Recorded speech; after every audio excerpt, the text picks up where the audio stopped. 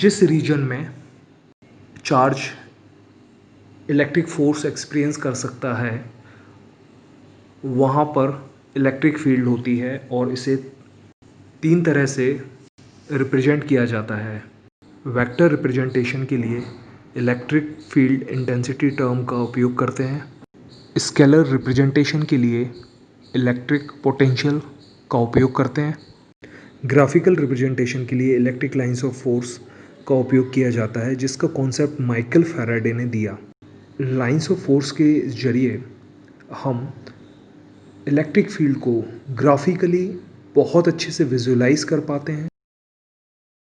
Electric lines of force imaginary lines होती हैं, लेकिन ये लाइंस रियल फील्ड को रिप्रेजेंट करती हैं। A line of force is an imaginary curve,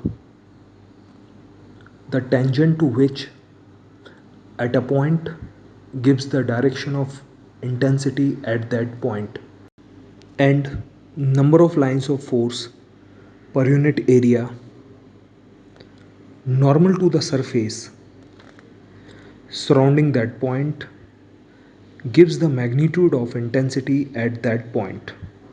electric field lines पर हमें tangent direction of electric field दे देती है, और वहीं पर जब हमें magnitude of electric field intensity निकालना होता है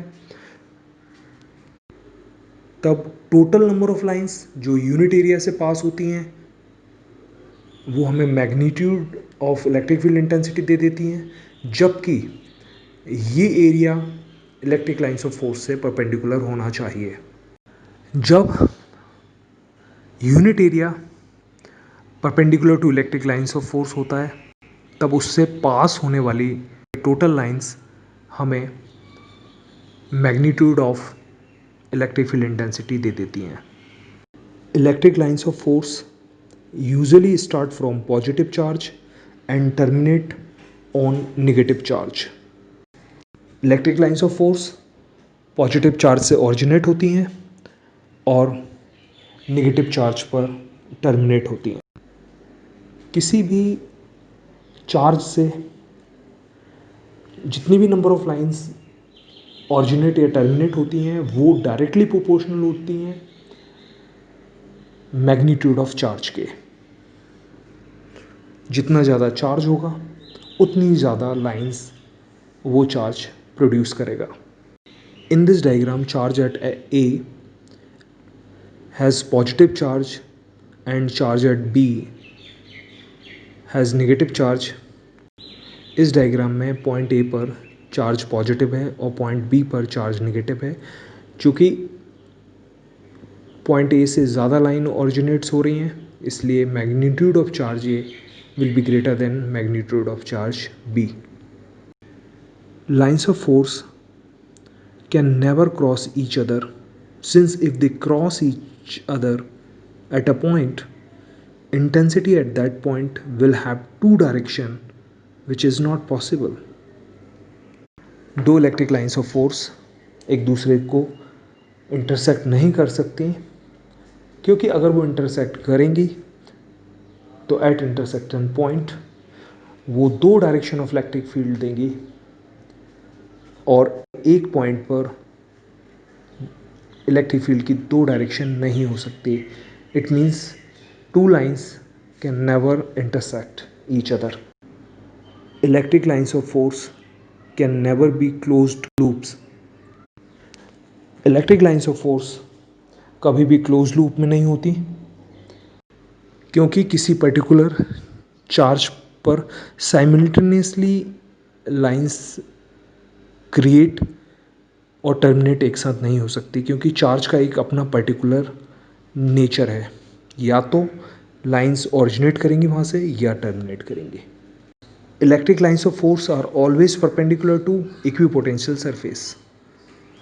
electric lines of force equipotential surface से हमेशा परपेंडिकुलर होता है।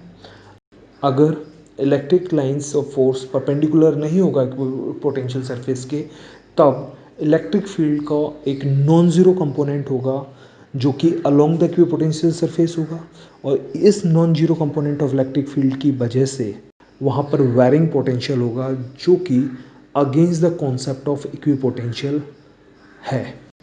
Denser lines represents higher field intensity. जहाँ पर भी electric lines of force denser होंगी वहाँ इलेक्ट्रिक फील्ड इंटेंसिटी की स्ट्रेंथ ज़्यादा होगी।